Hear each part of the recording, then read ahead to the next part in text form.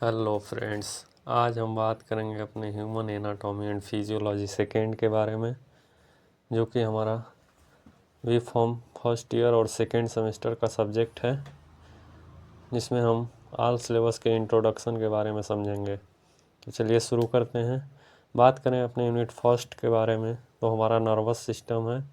इसमें हमारा organisation of nervous system, यानी कि ये किस किस चीज़ों से ऑर्गेनाइज किया जाता है, जैसे central nervous system, peripheral nervous system. Central nervous system में ब्रेन और स्पाइनल कॉर्ड आते हैं, और पेरिफेरल नर्वस सिस्टम की बात करें तो हमारा सोमैटिक नर्वस सिस्टम है और ऑटोमेटिक नर्वस सिस्टम है। ऑटोनोमिक नर्वस सिस्टम की बात करें तो हमारा सिंपैथेटिक नर्वस सिस्टम है और पैरासिम्पैथेटिक नर्वस सिस्टम है।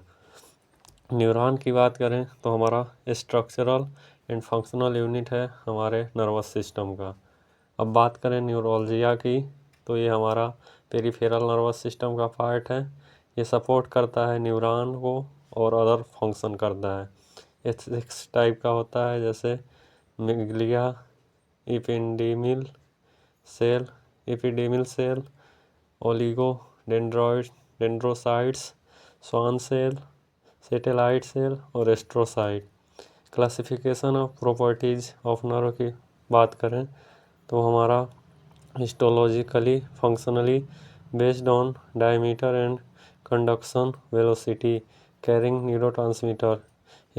ये 2 टाइप का होता है, excitatory and inhibitory. Layer around axon in myelin sheath और नॉन माइलिन शीथ होते हैं। अब बात करें एक्सॉन पोटेंशियल की, तो न्यूरॉन सेल और मसल सेल स्टिमुलेट करते हैं और एक्सॉन पोटेंशियल को जनरेट करते हैं।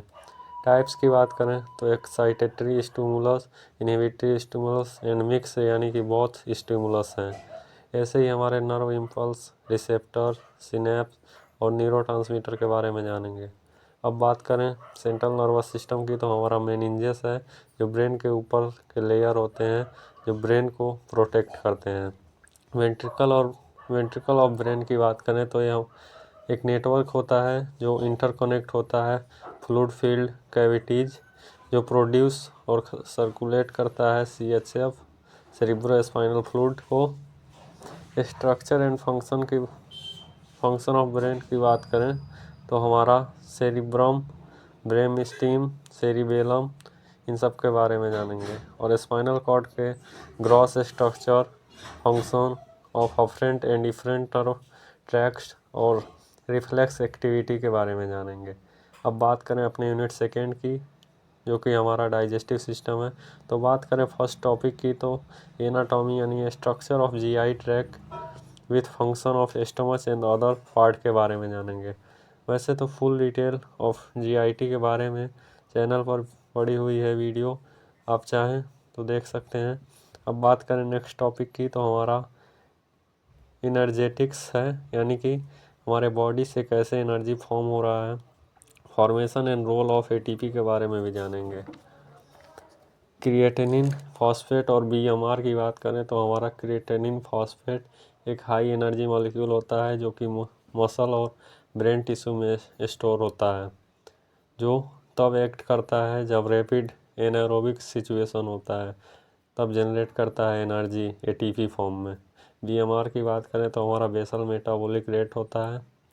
अब बात करें अपने यूनिट थर्ड की, तो हमारा रेस्पिरेटरी सिस्टम है, यानी कि वही श्वसन तंत्र। इसमें हम बात करेंगे अपने एनाटॉमी ऑफ रेस्पिरेटरी सिस्टम, यानी कि होल स्ट्रक्चर ऑफ ऑर्गन जो पार्टिसिपेट करता है रेस्पिरेशन में, जैसे lungs, pharynx, trachea, bronchus, bronchioles और एल्वियोली है। इसमें हम स्पेशल रेफरेंस ऑफ एनाटॉमी यानी स्ट्रक्चर ऑफ लंग के बारे में बात करेंगे और जानेंगे।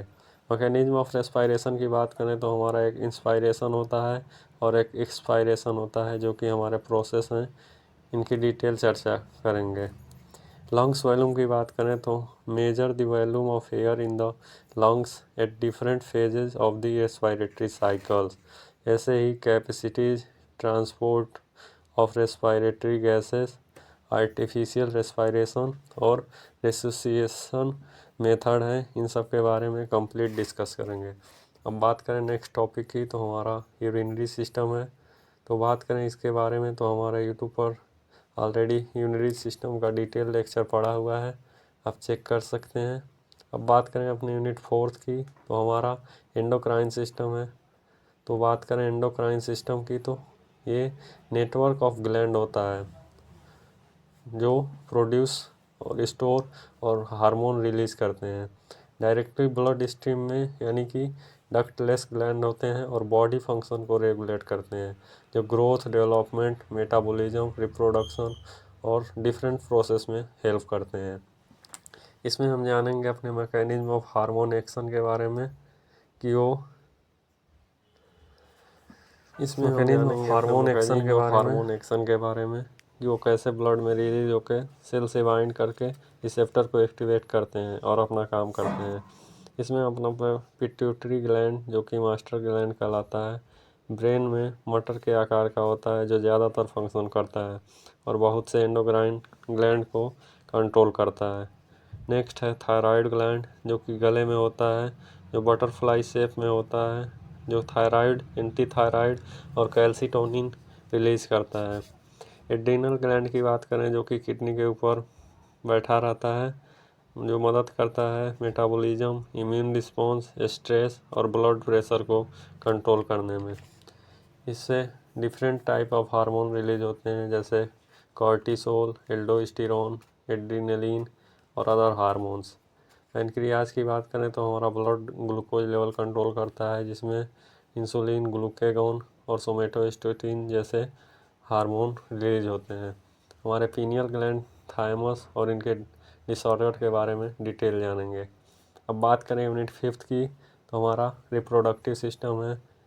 इसमें हम बात करें अपने anatomy means structure of male and female reproductive system, function of male and female reproductive system, sex hormone जैसे स्पर्म और ओवम, फिजियोलॉजी ऑफ मेंसुरेशन यानी कि हमारे फीमेल में मेंसुरेशन साइकिल जैसे 12 से 15 ईयर में फीमेल और 15 से 16 में मेल में ऑर्गन मैच्योर हो जाते हैं और 45 से 50 ईयर तक ये साइकिल चलते हैं।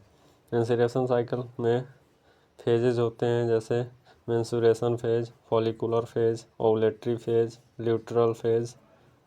अब बात करें अपने फर्टिलाइजेशन की, तो ये प्रोसेस है जिसमें मेल और फीमेल फ्यूजन प्रोसेस है, जैसे स्पर्म और oven form new of spring. इसमें हम स्पर्मेटोजेनेसिस, ओवोजेनेसिस, प्रेगनेंसी एंड पार्टिवरिएशन के बारे में डिटेल जानेंगे।